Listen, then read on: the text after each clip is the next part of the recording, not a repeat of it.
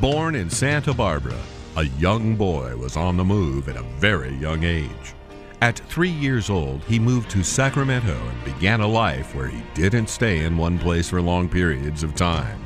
After moving around Sacramento and Carmichael, he finally settled in the town of Lincoln. At Lincoln High, Urijah Faber was beginning to make a name for himself.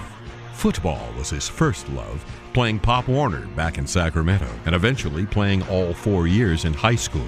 He was a good running back, but became an all-league defensive back. But another sport caught his eye heading into high school, and that was wrestling. Being a fan of any contact sport, Urijah fell in love with grappling on the mat and enjoyed pinning and submitting his opponent. He won the league title each year in his weight class and went on to win the section tournament and went to the state tournament twice. Although he didn't earn a college scholarship initially, he wanted to continue to wrestle, but had other aspirations of being a teacher. He attended UC Davis and tried out for the wrestling team. As a walk-on, he had to prove himself, not only to the coaches, but to his teammates. After having a stellar freshman year, he was offered a scholarship. He went to the Freestyle University Nationals and finished as the runner-up and was ranked second in the nation. Urijah was the two-time national qualifier and was among the best at the NCAA Division I level. After graduating UC Davis as the all-time wins leader in program history, Urijah stayed on as a coach and planned to get a teaching job. But he missed the competition and began thinking about a different sport altogether. The California Kid! In 2003, mixed martial arts was new and wasn't regulated in most states. Now, learning how to box and master jiu-jitsu, he decided to give this trending contact sport a try. Inspired by Mark Coleman and Randy Couture, Urijah entered his first contest and won in 1 minute and 30 seconds. Thus, the California Kid was born. After starting in the Gladiator Challenge promotion, Urijah started making a name for himself as being a charismatic performer and crowd favorite with devastating submissions and action-packed matches. He was also competing in the King of the Cage promotion and winning titles. In 2006, Urijah competed for the first time in World Extreme Cage Fighting and captured the World Featherweight title by defeating Cole Escobedo.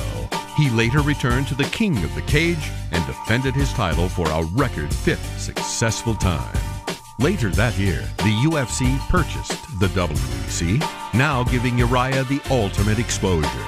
In this context, there's no disrespect, so when I bust my rhyme, you break your necks. We got 5 minutes for us to disconnect from all intellect and let the rhythm affect. He appeared on television for the first time and was now becoming a household name in this rising sport. In 2011, the WEC and UFC merged, and he was now fighting on the world's biggest stage against the best fighters in the world. He defeated former WEC bantamweight champion Eddie Wineland in his debut at UFC 128. Urijah faced Brian Bowles at UFC 139, where he won with a second-round submission, earning Submission of the Night honors. One of his proudest moments came when his hometown crowd came out in record numbers to support him at a sold-out Arco Arena. Urijah's success in the octagon has led to enormous popularity and a spot on the reality TV series The Ultimate Fighter, where he has appeared as a coach and leader of Team Faber in 2 different seasons. Urijah continues to fight in the UFC and is one of the most respected and recognized fighters in the world. He continues to live and train in Sacramento and owns his own clothing line and gym. He founded Team Alpha Male, which has produced several championship fighters. It is with great honor we induct our first mixed martial arts champion who has represented his hometown proudly. We welcome the California Kid, Urijah Faber, to the Sacramento Sports Hall of Fame. Sacramento, where you